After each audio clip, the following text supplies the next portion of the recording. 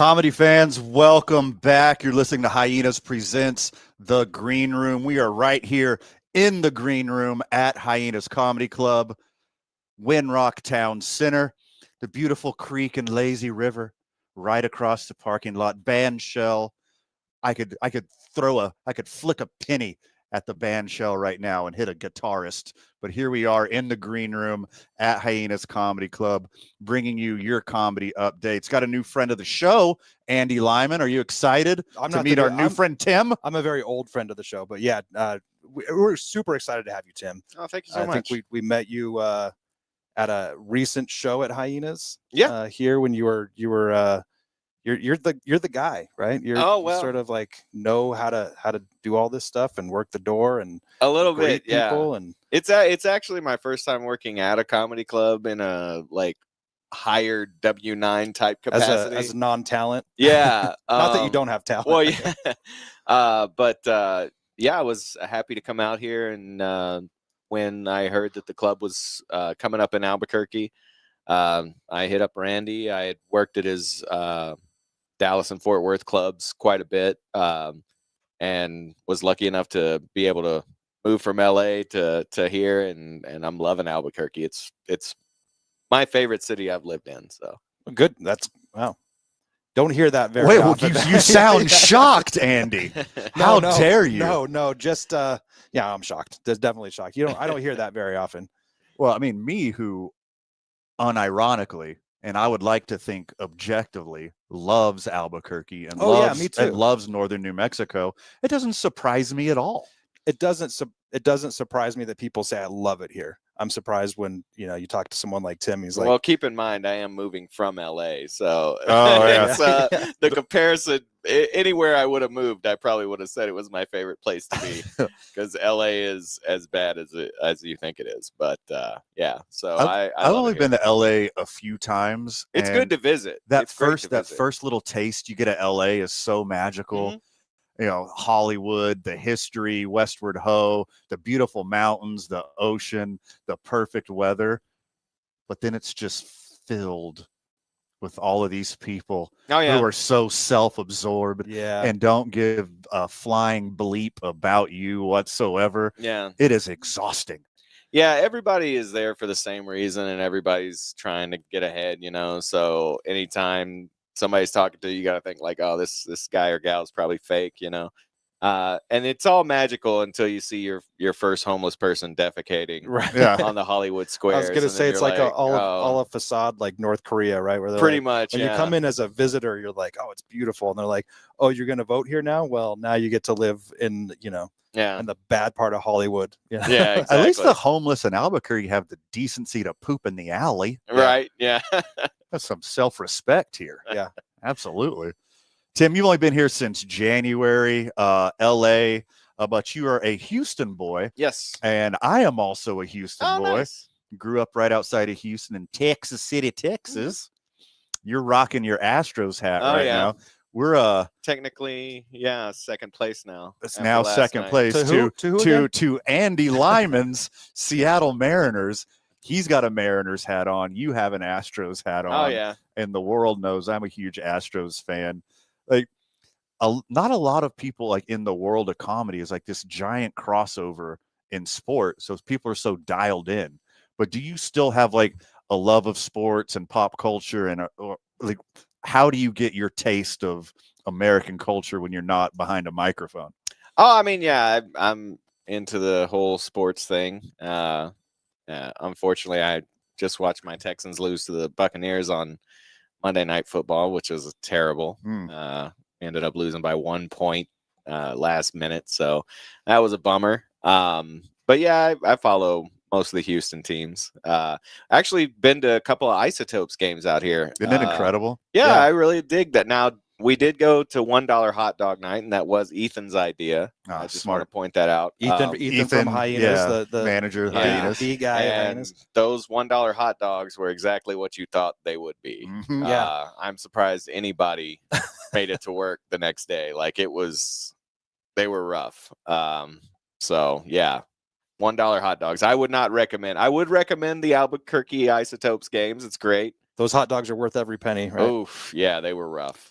So they got like a Hebrew national stand. Yeah. And they got like different upgraded dogs at some of the other booths. These were not those. No. I'm a plant-based. They got like a decent like veggie brat that's pretty passable. Yeah. But like the dollar dog night, like, oh, man. Hey man, be careful. Yeah, that's sort of like you can't, you don't even have to sign a waiver. You know what you're getting into, right? Like Sure. they are it's a your dollar. it's your own fault. You know, I think that's the assumption of risk. They're not even $1 at the I was store. Say, it costs more to buy a hot dog not cooked. Yeah, in hindsight, it wasn't the best plan, but I do like. I have caught a couple of Isotopes games, and yeah, it's a fun atmosphere. Well, next season we ought to get you out for a Sugarland game too, right? Yeah. Well, that's one of the ones we went to. Okay. Yeah, the Space Cowboys. Yeah, So some people call them that. So. Yeah.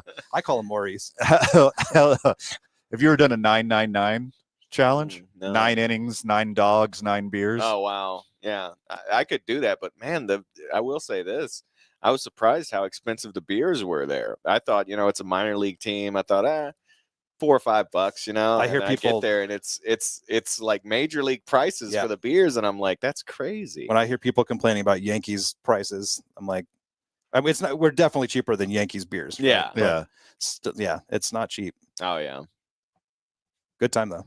Yeah, I absolutely love it so much. So you mentioned Ethan, like you guys basically run the Hyenas Comedy Club here. So not only are you on stage behind the microphone, you're also, behind the scenes where the sausage is made. A little bit, yeah. Like what was your transition like from being behind the mic to, being behind the stage? It was, I'm still not 100% great at some of the aspects of doorman work. Quieting people in the crowd is something I'm not a fan of. Not that I don't think it has to happen. Obviously, some people get out unruly. Wildly important thing to happen. Yeah. It's just that's not my strong point. But yeah, it's interesting. One of my goals is to eventually possibly be running my own club, Nice. But so that's one reason why I came out here, to kind of like learn the ropes, and I wanted to help out Hyenas, because Hyenas has been really good for me in my comedy career. Like I said, I used to work the shows in Dallas and Fort Worth. I really can't now because I'm out here. Right. Kind of made a deal with the guys that I can kind of go do shows about once a month, So I usually miss about 1 week a month. But no, I love helping out. I love finding local talent as well. We got a lot of local talent in Albuquerque, and I like trying to get them into the club, because that was kind of made it understood that was part of my job, is to be the comic in the club, and make sure that Ethan and Nate and the guys that actually do book the room, they are able to see local talent, because we do have a lot of good local comics. I feel like we have some really raw talent in Albuquerque as far as stand-up goes. People, you and I talked about this earlier before we started recording, that there's a lot of comics here that are used to doing those little pop-ups around town. Yeah. And it's been probably decades since we've had a legitimate comedy club in Albuquerque proper. Yeah. And so it's just, like I said, that raw talent, you just sort of have to put them in that environment of, this is how a club works, right? Yeah, we got a lot of comics that are producing independent shows, and that's one way to learn, but a club is a very different whole thing, because number one, you're usually not fighting the crowd, because most people that go to a professional comedy club, they know, sit down, shut up, you get the occasional drunk that gets a little too crazy, but that's more of the norm. In a lot of these, I noticed a lot of breweries do shows out here. In fact, I'm about to start doing a Tuesday open mic at a dispensary. I think we're starting in 2 weeks. Cheap laughs. Yeah. So that'll be that seems like fun. A different environment than a micro brewery, though, right? It is, yeah. And I tell people, when you do a stoner show, because a lot of, shockingly enough, some comics actually don't smoke marijuana, but if you're doing a stoner show, you kind of have to. You got to be on the same wavelength. You at least have to be okay with being in a room with smoke. Right? Yeah, yeah, sure. I mean, to me, I bet a dispensary show is one of each polar opposite. People either laughing hysterically or they can't focus. Yeah. Whatsoever. Yeah. There's you no gotta, like, and you got to put a little delay on your punchlines. You know, let it sink a little bit longer. Yeah, you got to let them think about it for a second because they're probably distracted by something. Talking about local comedy, show coming up, Best of Burke Volume 2, Yes, sir. October 19th, 7 o'clock at Hyenas. Best of Burke. Boom, there you go. Got it on camera too. I like the art here. The King of the Hill art on your flyer. Yeah, my one of the comics that was on our first show, AJ De Leon, really funny guy, and he produces a lot of shows. His Tuesday room is called The Block. It's in Rio Rancho. Yeah. Very, very nice room. He's a really funny guy. He makes the flyers for me. He was on my first Best of Borque, and excuse me. I guess the King of the Hill was big whenever we made the flyers because they were just releasing the new seasons on Hulu. So, we got a great show lined up. I'm really excited about it. I'm gonna try to do these shows about every 2 months. Schedule and club allowing. So hopefully we'll get a lot of locals to get a shot on the Hyena stage, get them seen by the management and stuff like that, because I really want to get more local talent on our roster. It seems like a showcase like this is perfect for it, right? Especially if you get it going once every couple months that people can look forward to it and maybe again sort of work their material looking up to like, okay, this is what I want to go for, right? Exactly. I've never been on the road, but I've got an opportunity to actually be seen in my hometown. And doing it every couple of months. We've already got some people that came to the first show that have already bought tickets for the second show. By the way, hit the website for tickets. Hyenas Albuquerque. Tickets are only $10, so that's great. It's giving it away. Well, I try to make sure that when it comes to local shows that we do affordable stuff, because I know a lot of people's like family wants to come see them and stuff like that, and I don't want the tickets to be cost prohibitive to people seeing their local comics. So yeah, and you got your pulse on the country. You know what the economy is like right now. Yeah. You're listening to Hyenas Present, The Green Room, Van Nunley, Andy Lyman, and we're joined by comedian Tim Mathis. Not only comedian, helps run the Hyenas here. Like, what's some like highlights that you've had in Albuquerque so far working at Hyenas? Any moments step out? Because I know me and Andy have a moment that stands out for us. Oh, okay. I'm trying to think what would be a moment that would stand out for me. Honestly, I got to work with Tom Rhodes. That was the first time I featured at the Hyenas Albuquerque. I had been watching Tom Rhodes since I was maybe 14, 15. He was on Comedy Central, and that was pretty cool to meet him. I didn't get to work the show last week because I was out of town, but my friend Matthew Broussard was in town. I actually started comedy right around the same time he did in Houston.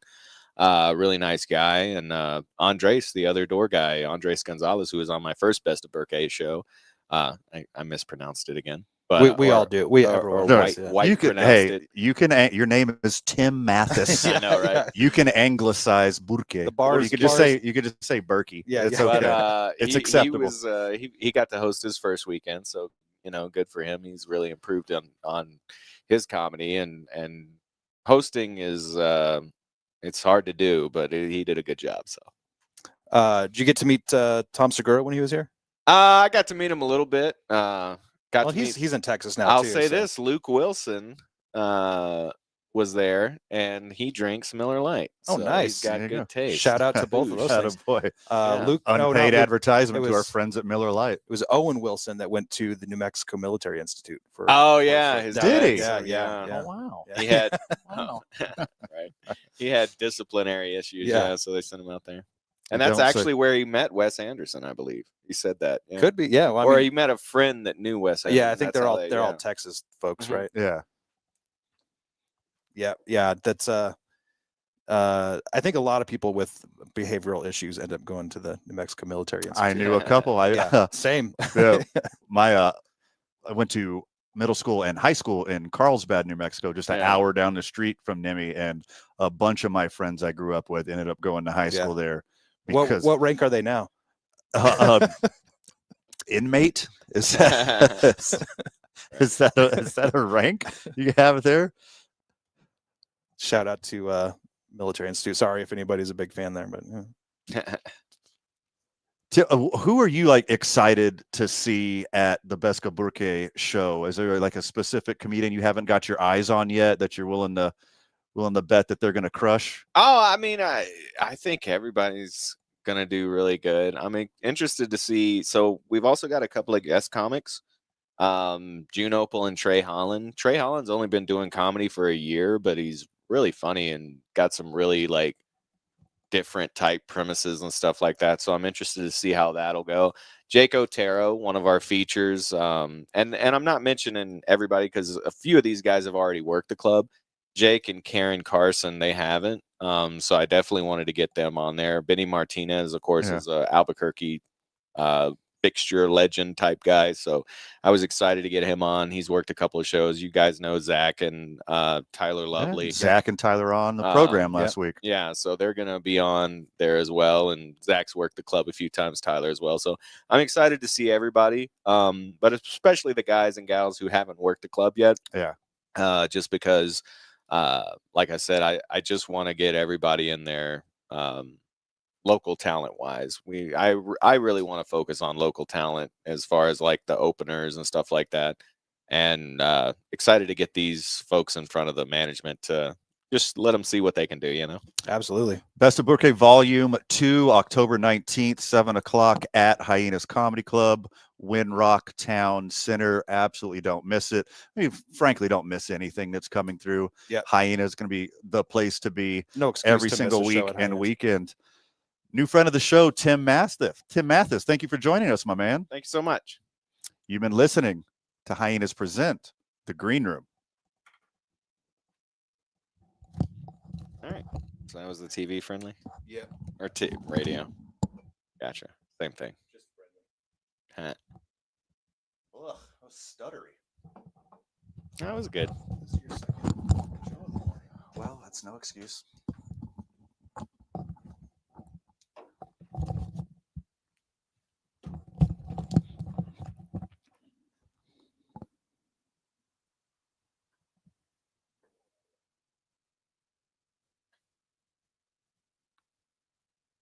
Comedy fans, welcome back to the program. You're listening to Hyenas Presents The Green Room Unleashed.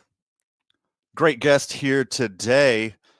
Behind the mic, behind the scenes, Mr. Everything, dare I say, at Hyenas Comedy Club, all the way from Los Angeles, California, by way of my old stomping grounds, Houston, Texas. Only been here since January, but give a warm welcome to new friend of the show, Tim Mathis. What's happening, my dude? Hey, I'm happy to be here. Happy to be doing the podcast. Having some day beers with us. Having a couple nice of Saturday. A couple of morning beers. Yeah. I haven't done that since my Navy days. So we'll have to keep an eye on that.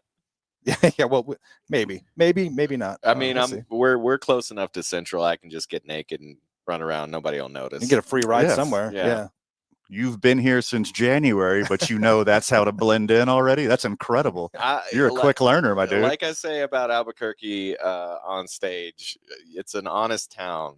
The worst part of your town is named the war zone. So at least you're letting everybody know, like, this is where it happens. They tried to hide it too. Yeah, that's my favorite. Internet. Okay. They actually passed. We know where we are. They passed a state statute to rename it the International District. But my favorite part about that is still to this day, but for a good year and a half after they renamed it, even news stations would say the International District, formerly known as the War Zone. Yeah, I don't understand why they thought that was going to work. Yeah, but, yeah, we know where we are. Yeah, right. Okay. Oh, you got 3 Vietnamese restaurants and you're international now. Yeah, okay. yeah. Okay, sure you are. It almost sounds condescending when you put it that way too, right? It's international. Okay, you put the International District sign right next to a international grocery store. Yeah. Okay. Yeah. All right. We know where we are. Next to a bunch of. Well, it's different. It's even different now, way different than when I was a kid, right? I mean, it was always sort of, they called it the war zone, but it's much more of a war zone now than it was when I was a kid, I think. It's probably better.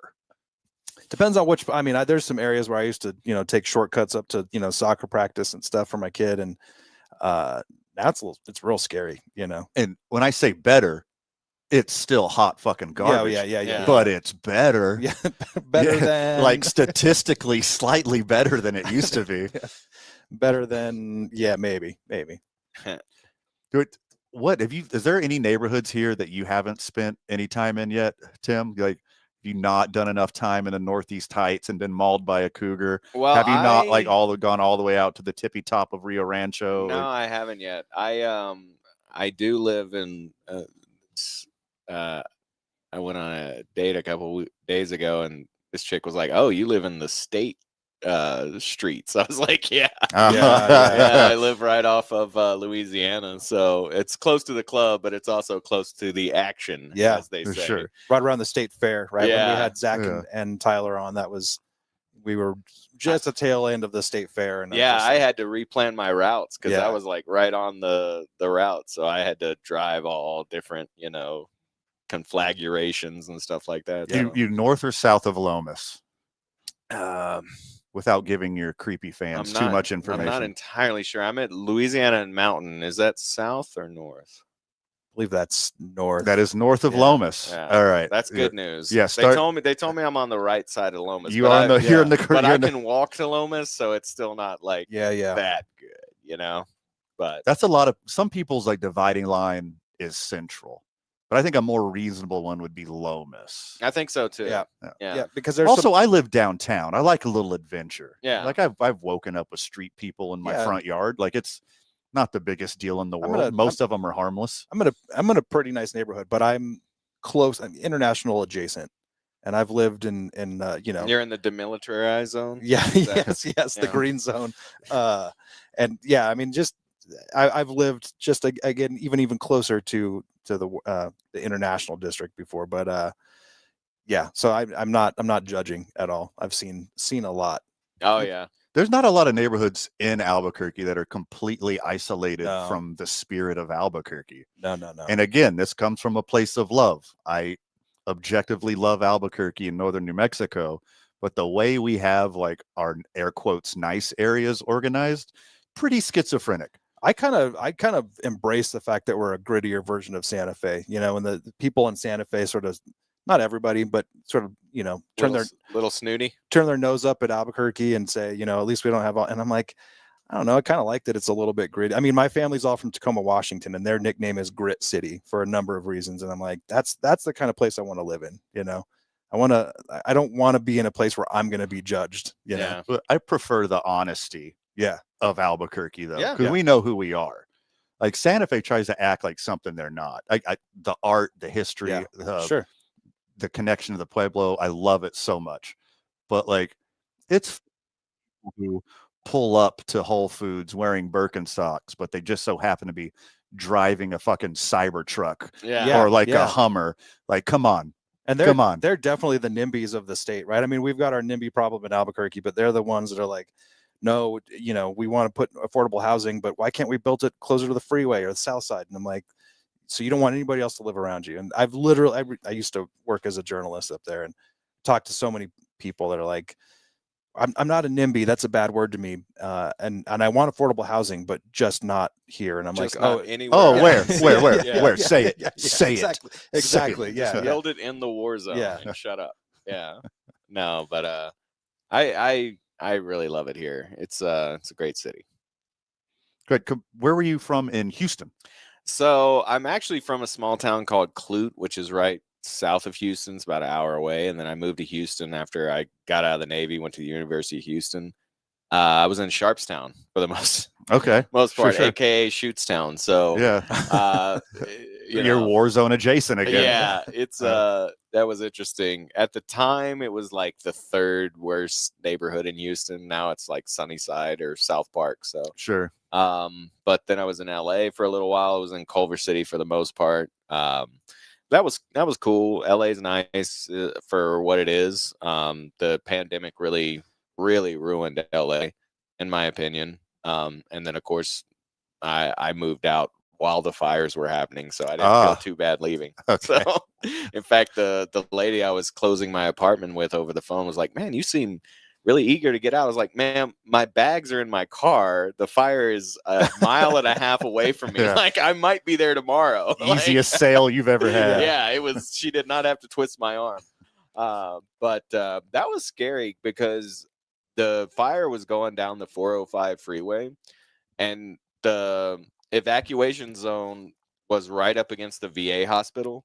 If they would have had to evacuate the Los Angeles VA hospital, it would have been a nightmare. Sure. I mean, it would have been crazy because there, for starters, there's like 200 homeless guys camped out in front of it. Yeah. And then you got to think of all the patients. I mean, you got patients that can't walk, patients that can't even, don't even know where they are and stuff like it would have been crazy. Yeah, where do you put all the people that society has purposely tried to stash away under the rug in a hospital somewhere? It would have been nuts because and of course, if you watched how they handled the fires, they weren't doing a great job anyway. So I mean, I was like worried that, as a veteran, I was in the Navy for a little while.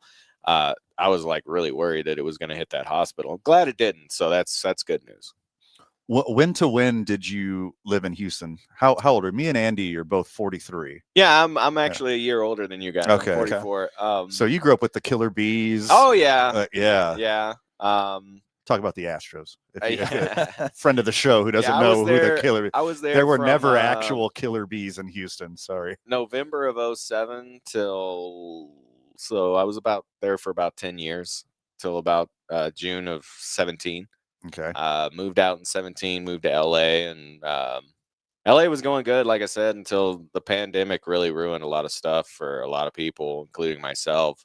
For example, the comedy club I was a regular at, the Comedy Union, which was the oldest black-run comedy club in LA, it's gone now because of the pandemic. It's an apartment complex, so stuff like that was rough. And then once I realized I had kind of gotten everything I needed to get out of LA as far as like, getting into acting, which was one of my goals and stuff like that, I figured, hey, why not get out of here? And luckily Hyenas was putting up a club in Albuquerque, and I thought, I'd work with them enough where I knew that they were at least cool people, and I figured I'll see if I can go help them run a club, learn how to run a club myself, like I said, because in the future, I'd like to run my own club. Obviously, not a competitor with Hyenas. Yeah, I would sure. do that. But just right across the street. Yeah, do some Walgreens and CVS shit upstairs at the Windrock. Yeah, no, I'm not going to do that. But no, I'm enjoying it. It's a good learning experience. Like I said, I'm still learning how to quiet the crowd. Yeah, because I'm used to shutting the crowd down from on stage. Right. And sometimes I'll watch the comic, and if they're going at somebody and they kind of open up the door, I'm like, well, that's his fault. That's let him work out. But most of the time, it is the audience member that's out of line. So you mentioned in LA working a black club, and that I'm not going to take this where everyone thinks I'm taking it, talking about kicking people out, but I also looked at some old clips of yours, and you did some black rooms, right? I mean, that's for the longest time that was kind of my specialty. I actually, oddly enough, had to kind of learn how to do mostly Caucasian rooms. And you talked about, I think in one of the clips I saw, having I guess proclivity is the right word for black women. Oh yeah, no, I was going to ask for white guys with white names everywhere. How does a Tim Mathis, spit game to? Well, it's not incredible question. Yeah, it's not that easy. I used to actually have a joke about it because I am bald, and it's hard to hit on black women when you look like the Grand Wizard. Yeah. So it's a tough thing to do. But luckily, being a comic, I can kind of do it from the stage. I'm in heaven right now. Aries Spears is in town, so a lot of attractive black women coming through the club. I wish I was on the show to have a chance, but hey, he brought his own opener, and they're great. So, tonight at Hyenas Comedy Club, Aries Spears. You mentioned that you wanted to run your own comedy club one day, and you kind of get to learn from the best. Oh yeah, like Randy is an absolute legend. Yeah, in the game, one of the most respected dudes in the game. Like, what's it like being able to shadow him? Well, it's I've learned a lot just working there for these few months. I've been here for about 8 months or something like that. Randy's been really helpful as far as, I mean, he's one of the main reasons that we got the first Best of Borque show going on, and obviously the second. Um, so I've learned a lot from him, learned a lot from Nate, Ethan as well. So it's been fun to realize that I don't know as much, and I already knew that coming into it, that it was going to be a learning curve. So but it's been really interesting seeing how they match up, with the booking and stuff like that, because booking, a lot of people think like, oh, you just find two funny people and you just put them on the same show. Well, you can't put two people with like conflicting styles and Right. stuff like that. If you got one guy that's super deadpan, and then the other guy that's like super high energy. They're not Cat Williams and Stephen Wright on the show tonight. You're not going to be able to, it's going to be a weird experience for the crowd because it's just jarring. But but it's fun to learn from somebody who's been doing it for 30, 40 years, however long. I mean, he was one of the owners of Laugh, so yeah. He's been doing it forever, and Nate's really knowledgeable about comedy as well, and so we're learning a lot, just me being there, but it's fun. Yeah. I guess, do you find yourself sort of being this, maybe the job you didn't ask for, but you got, as being a mentor to some of these, not even younger or newer comics? Like I said, they've been doing it for a while. They've got the raw comedy talent. They just haven't had a legit club to perform in on a regular basis. Do you find yourself like guiding some of these folks of, here's how you host, here's how you feature? A little bit, yeah. So when I first came out here, we still had a club in town called Dry Heat, and I think that club was more of like a alt type comedy. But I mean, the lady that ran it was a lady named Sarah Kennedy, very funny. She moved to New York. Yeah. And like y'all said, unfortunately, this is the only club in, fortunate for us. Yeah. But unfortunate for the comedy scene. And so, I have tried to help a fair amount of people. Like I talked about Andres. I was really happy that they gave him a hosting weekend. I was bummed that I wasn't here for it, but it was good to see that he finally got to host. And the Best of Borque shows, one of the reasons why I wanted to do that is because I want to get comics, like y'all said, that are used to doing, brewery shows or bar shows. We've got a comic that does a great show on Tuesdays, and I can't remember what I think it's called the Tea Room or something. It's a literal speakeasy. Like you have to call a number to let you in through a pantry or some crap. Oh wow! But it's pretty interesting. It's a small room. Oh, but it's really fun. Yeah, sounds like Founders. Founders downtown. Founders. It's not a different one. I can't remember what it's called. I did it one time and it was like raining cats and dogs that day, so I was like, but it was a really fun show. But yeah, it's in fact, shout out to Tyler and the Shit Boys. They run a mic on Wednesday called Red Door. That's kind of like the big mic that all the comics go to. Okay. Yeah. And they just did an award show called the Shitties, and they gave me the award of sexiest comic in the world. So all right, nice. At least they have good taste. Okay, Yes. obviously voted by the populace. Yes. Yeah. People with 20/20 vision. I wonder if just your thoughts on this, right? And I won't get on my soapbox too much about the FCC and Nexstar and stuff like that, but I'm thinking, are we past the days of, comedians getting their start on late night? I think so, yeah. So when I came up in comedy, the big thing was you had to get on TV, at least do one set on TV, and then that kind of signalized that you made it. But now, I mean, you can do a podcast, you can do a minute on Kill Tony, you can do TikTok. I mean, there's a comic from Houston named, and I don't know what she goes by now, but her real name is Grace Amaku. She signed with CAA, which is one of the best talent agencies in LA, off the fact that she had 14 million TikTok followers. And I mean, she was doing, good TikTok videos and stuff. So yeah, because I mean, as fucked up as this Kimmel and FCC shit is happening right now, I'm not worried about Kimmel. right? I don't No, think he'll be anybody should be fine. worried about what happens to him. He's going to land it where Conan has landed, and non-comedians, but Tucker Carl, all these people have been leaving even cable Yeah. channels and just going on the internet. Yeah. Right? I mean, it's the whole entertainment landscape has changed. That's one reason why I decided to move out of LA. I mean, you can film. I want to make movies. Right. Mega Bowl. That's the movie that I'm trying to make. I was just about to ask you about your frisbee golf movie. Yeah, it's a frisbee golf mockumentary that me and my co-writer Jadero Belzer, who I met on a show called 100 Humans on Netflix, trying to make like a 30 for 30 style Christopher Guest type. And Spinal Tap 2 just came out, so who knows? Maybe the appetite is wet. We got to get you in touch with Forrest over at that. Speaking of the Isotopes, huge frisbee golf dude, right? Lights out. Yeah. Oh yeah. Yeah. Nice. Incredible. Yeah. Well, there we go. But yeah, you can film anywhere, Sure. So I realized major motion pictures are being filmed on iPhones. Oh yeah. It's nuts. Yeah. So the industry is really decentralized. So excited to be in New Mexico. Haven't gotten an acting gig out here, but not yet. I actually just went back to LA and filmed a cricket commercial. Yeah, hopefully we'll get some stuff going out here.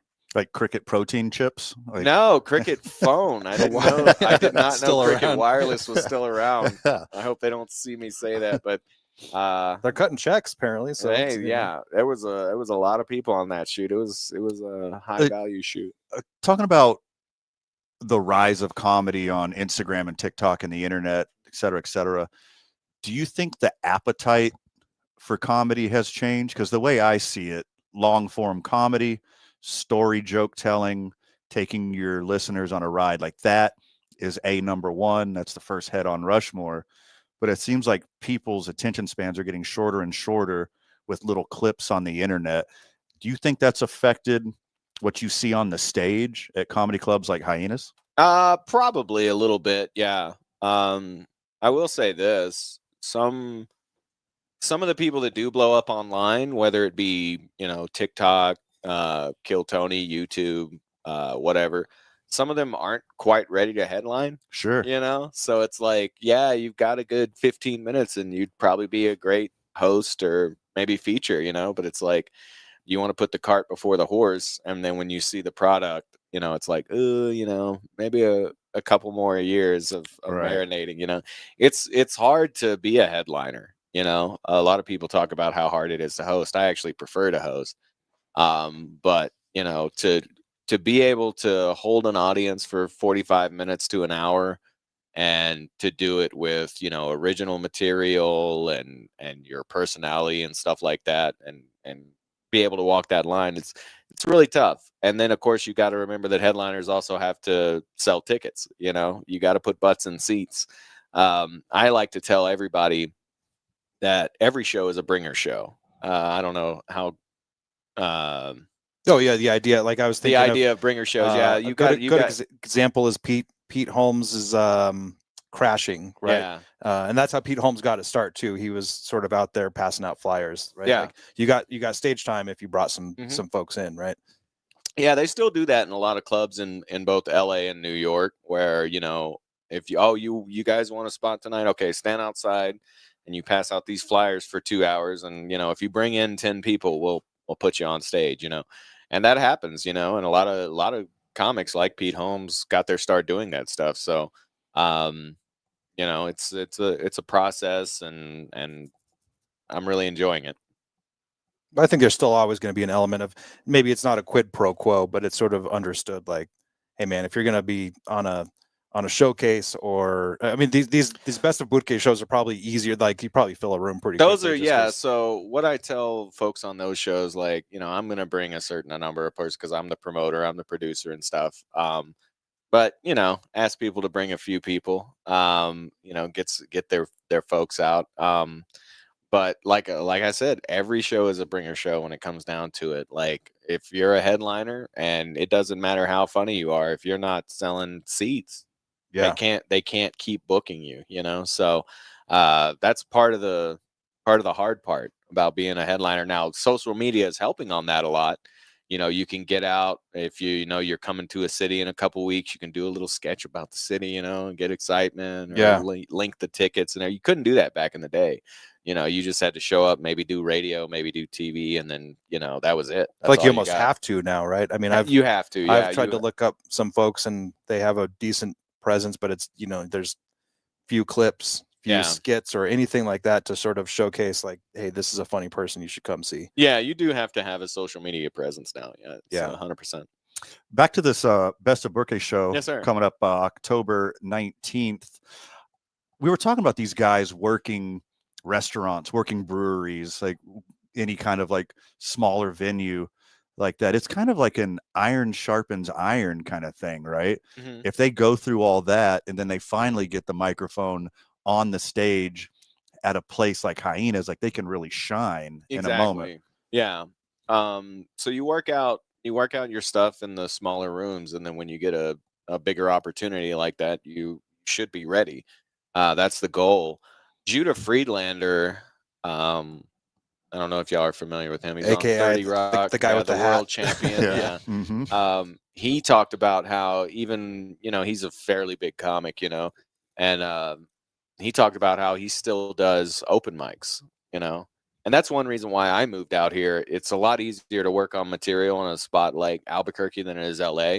When you're in LA, you want to be doing your best 3 to 5 minutes, because you're not going to get more than 5 unless you are a big name, Yeah. So you're constantly doing your A material. And in the back of my head, I was like, man, I got all this other stuff I want to work on, but I couldn't work on it because I had to keep doing A. So, yeah, working out at open mics or smaller shows, independent shows, that's really key to being ready when you do get a shot on either a club stage or even a audition for TV or something like that. Yeah. Like working on new material, where do you draw new material from? Do you like sit down with a notebook? Is it random and you run with it? Is it on stage? Like what's your main milieu for finding new material? It's a mix. I mean, sometimes it will be just random stuff. Like, for example, I just spent an unfortunate night in Van Buren, Arkansas, which was just the worst. And so just the name alone doesn't sure. I slept in a Greyhound bus station in Van Buren, Arkansas, which was terrible. Oh, and man. I was coming back from Texas to Albuquerque, so they drove me to Arkansas. This makes sense. Yeah, right on the way. To show me that it could be worse. Like, no matter how bad. I think that's what the deal was. So stuff like that. And a lot of times I'll just be talking to people and you come up with like a funny thing, or you say like, well, what if this happened? And then you think, okay, I'll work on that when I get home. Yeah, I find that most of the time the writing actually takes place on stage for me. I'll write, a premise with a couple of tags, and then I'll kind of play around with it. That's why I still go to open mics out here. Shout out to Red Door. That's Tyler's spot. Yeah.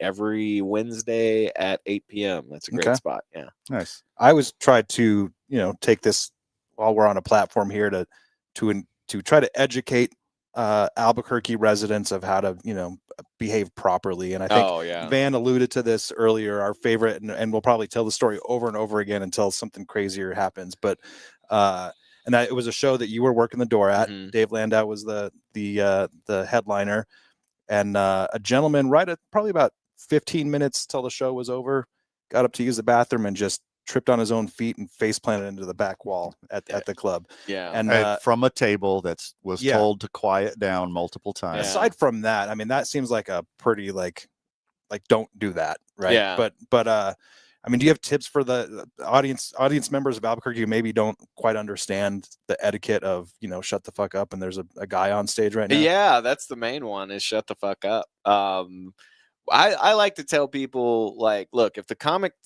talks to you, if the comic says, hey ma'am, how you doing, hey sir, what do you do for work, then that's fine. You can answer, have a conversation, whatever, as long as, but just don't yell out randomly. Yeah, definitely don't start being belligerent and stuff. Yeah. A lot of the problems we get, as far as like, and it's not that common, I'd say maybe we have a problem about once every week.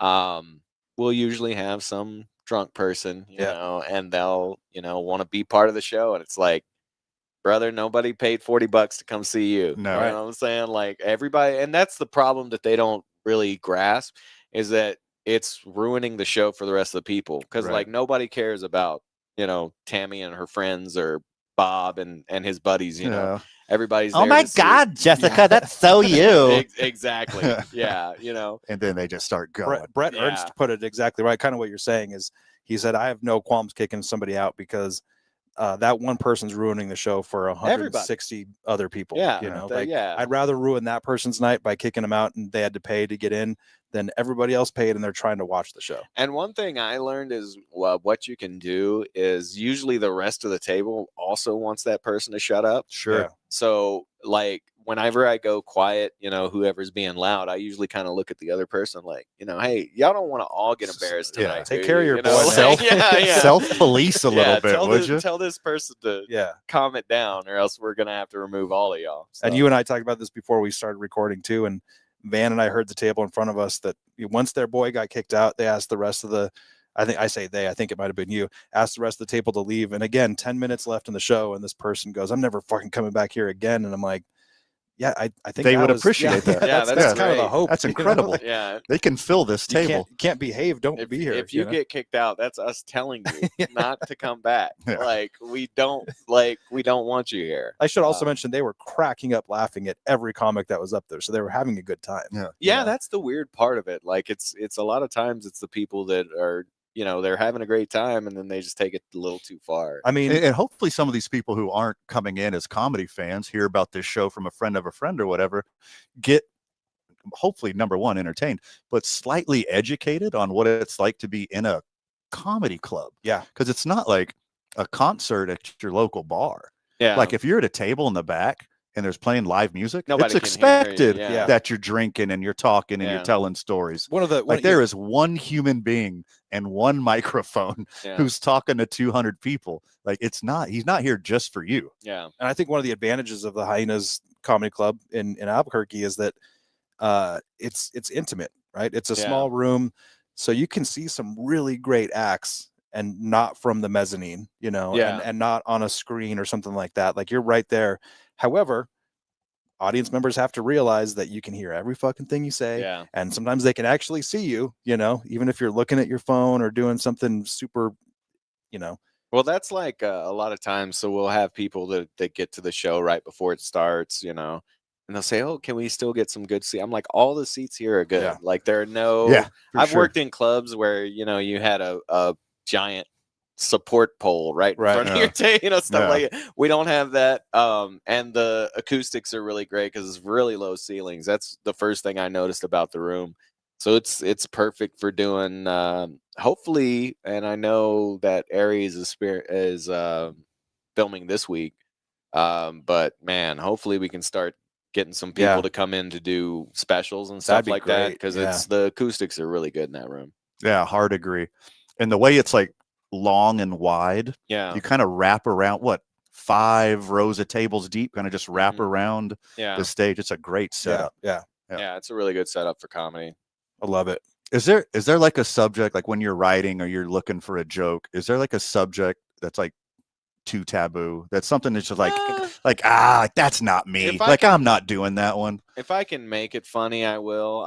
So early on, like most comics, I kind of started with shock comedy, but then I kind of I don't like making fun of like disabled people and stuff Sure. like that. That's if it's a story that happened to me or something that was kind of like weird. You made me think about that Key and Peele sketch, excuse me. Oh, the where, roast the- comic, yeah. Yeah, where Roast comic? yeah, Yeah, Yeah. go ahead and roast me. Yeah, Do me. Bar. I thought I could handle it. I couldn't. yeah, no, but that's one of the main things. Like I don't really do that. I've never been really into like the roast battle type stuff. A lot of that got big for a while, and it's still pretty big. Some of those people go deep. Oh, They're yeah. like Yeah, Tim got a divorce because he was an alcoholic, and you're like, Jesus. Oh yeah, you know? they get online, they do research and all that stuff. A friend of mine, she's in a roast battle, and she's asking me if I know about people, and I'm like, I don't know him that well, so I don't know. But You should feed him the wrong information. Yeah. right. Yeah. Like, Yeah. He's a type 1 diabetic, Yeah, right. but he's That like would be- he's an endurance athlete. That's what makes it so weird. Mhm. How's it working? Yeah, that's funny. He's got sickle cell. Yeah. He's white. Yeah. How is that possible? Why? Yeah. It's a recessive gene. Yeah, mate. Yeah. Down the lineage, right? You never know. All right, are our Houston Astros going to triumph against Andy's hated Seattle Mariners? I was telling you guys earlier, I'm keeping my fingers crossed, but look, if by the end of this little series they're playing against each other, Mariners drop down, I wouldn't be surprised. Or it's what I expect. I can't have nice things, Cautiously optimistic. Yeah. Or pessimistic in this case. I don't know. We lost with Hunter Brown last night in the series opener, so it's not looking great. As you know, Very well aware. Your two Astros fans Jordan here. Alvarez was back for about 2 weeks, and then Oh, he that hurt. immediately went back on the IL, which is crazy. I mean, oh my God. It was easier for me to watch a video of Charlie Kirk getting shot than it was Jordan Alvarez Yeah. twisting his ankle.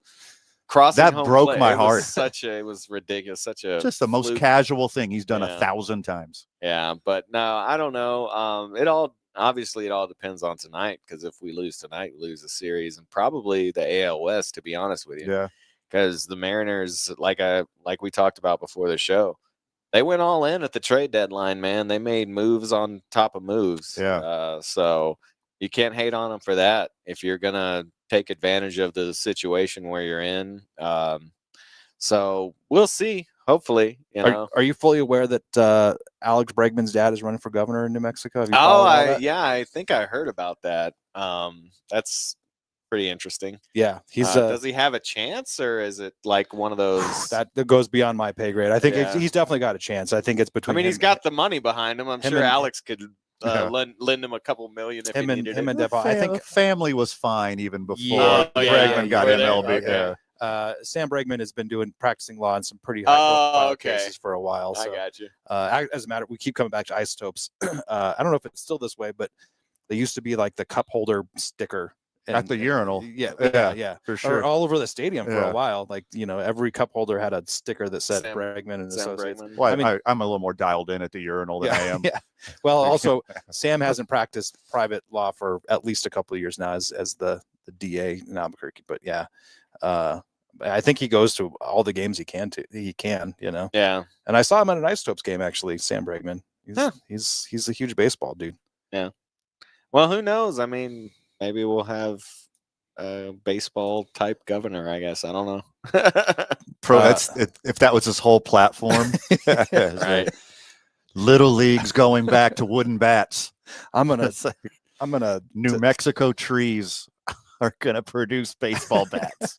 Oh, My just whole platform. everything. Yeah, we're gonna open a rubber plant just to make baseballs. If they opened a bat factory and just hired meth addicts, do you imagine how many bats they can make? You could do it with a pocket knife. like like- it would be high industrialization. It would be crazy. It's probably true for just about any factory, right? I mean, as long as it's not like computer chips or something. Right, yeah. It's just got to be something simple. Yeah. Make as many of these in one day as you can. You get I'll a give limit. you- We'll give you unlimited smoke breaks. I'll give you, unlimited smoke breaks for your meth.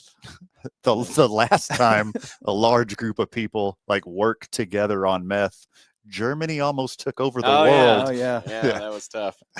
Well, That's I'm a not good even going to get into where that's going to lead. Where that took my brain is, Right. are we? Never mind. Yeah, everyone knows that we might be headed towards Just doom, right back doom, there. real Okay. soon here. Yeah. First Amendment's getting taken Well, apart. you'd look good in a brown coat, Andy. Oh, I'm Come on, going man. straight to Sweden, where my family's from. Not now, but yeah, shit goes down.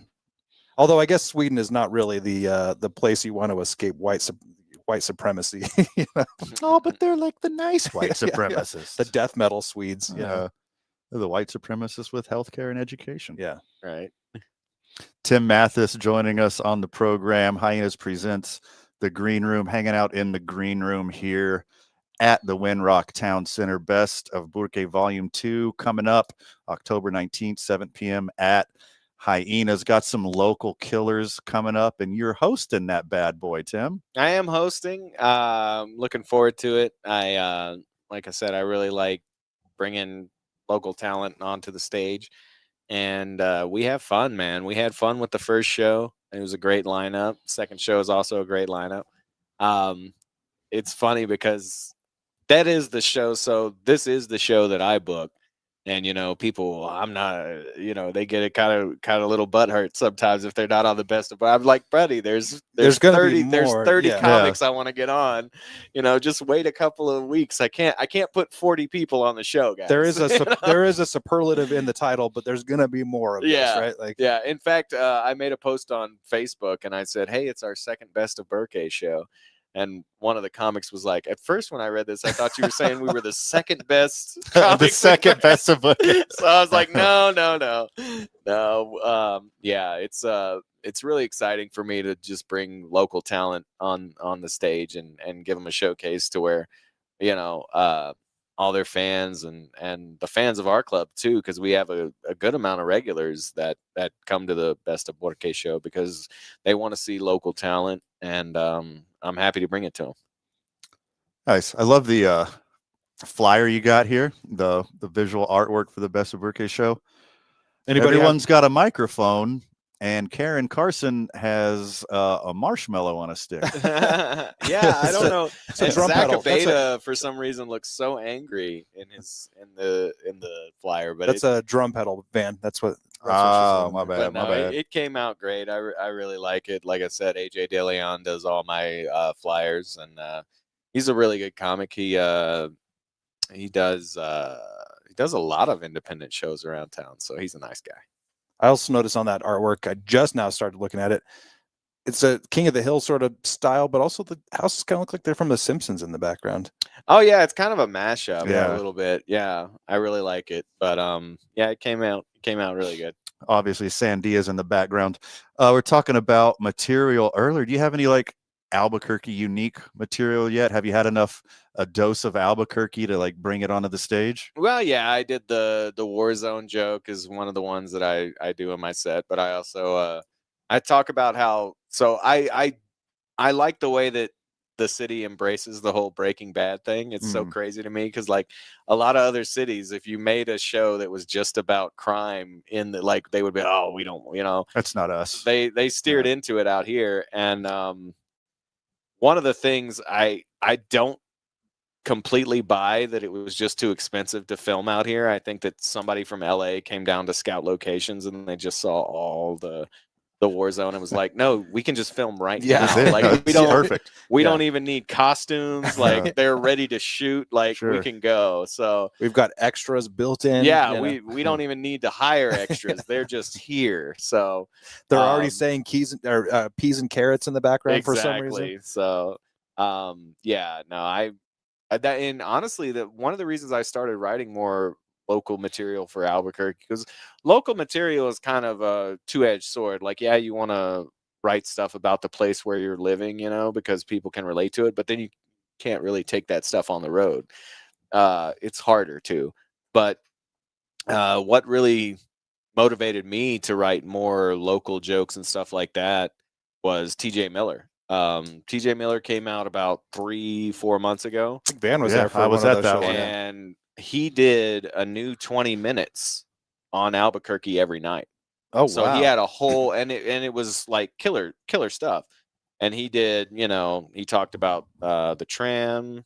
He talked about the next day. He talked about, buying turquoise from the natives. I think I was at that one. Yeah, he did. Yeah, and Zach told us. Somebody told us. I think it was Zach or Tyler told us that I think Tyler maybe something huge. I forget what it was, like a big sugar skull or something from an old town he talked store. About or something all like that type of stuff. Yeah, it was really interesting. So that just was kind of watching that. I was like, man, I'm really not doing enough as far as like writing. So like, this guy doesn't even live here. Yeah, he doesn't even live here, and he probably had 45 minutes total on Albuquerque that he's only going to use the next time he comes to Albuquerque. Right. So, yeah, it was really interesting. And thank you, sir.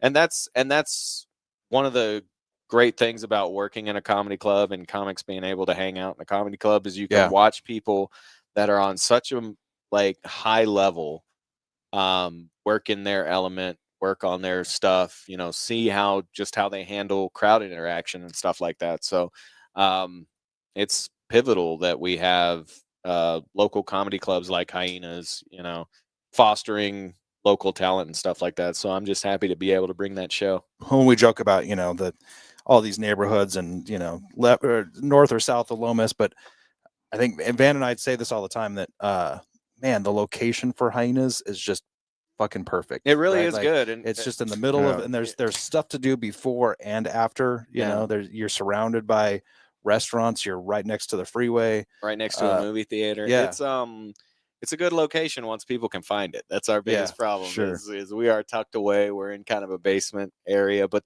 basements are great for comedy. Just ask the Comedy Cellar. Yeah, exactly. It's I really like it, and hopefully we'll get some more stuff around it because I know there's some space in that office building we're at. But it's really fun, and got some great shows coming up. October is really good. We got Brian Callen and Dustin Ibarra coming in on different weekends. So, of course, we got the Best of Borque. So October is going to be a really hot month, and I think even filling out the rest of the year and into next year. I mean, I don't remember the order, but just some of the names. I mean, Emo Phillips. Yeah, we got is Emo on the Phillips list. coming in. Tim Meadows, I think, is on the list. Big one. Oh yeah, he's on Peacemaker right now. Yeah, he's doing really well. Tons of just big names coming through and doing 3 or 4 nights, 2 shows each night. That's fantastic. Yeah. Have you seen Peacemaker? I have. Yeah. I didn't see the most recent episode, but yeah, I've been watching I don't want to ruin this for anybody, but I'm going to. The bird blindness bit was incredible. Yeah, it was fun. That was so smart. I laughed like a maniac. Like the premise is he's bird blind and he can't tell the difference in between birds.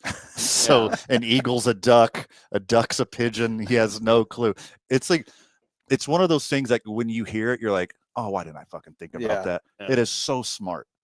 Yeah. Well, actually, speaking of that, you and I were talking about you're trying to film some more skits around town. I mean, like that's a really good segue into like, how do you just come up with these ideas and you're like, okay, that's a good idea. Is it like a de facto writer's room where you and your buddies are sitting around drinking Miller Lite? And well, sometimes, like, for example, this last one that I'm trying to film, it's that was like a little joke I was trying. Yeah. And it would hit sometimes. And I thought about it. I was like, that works better as a sketch, you know? Yeah. So that happens a lot. But yeah, a lot of times is, you know, you'll sit down to write with people and then you'll just kind of come up with something and you realize like it's good as a joke, or it might be good as a joke, but it'll be better as a visual like act out. Then you got to have the self-discipline to sit down and actually like write a script or think of dialogue. That's my biggest problem.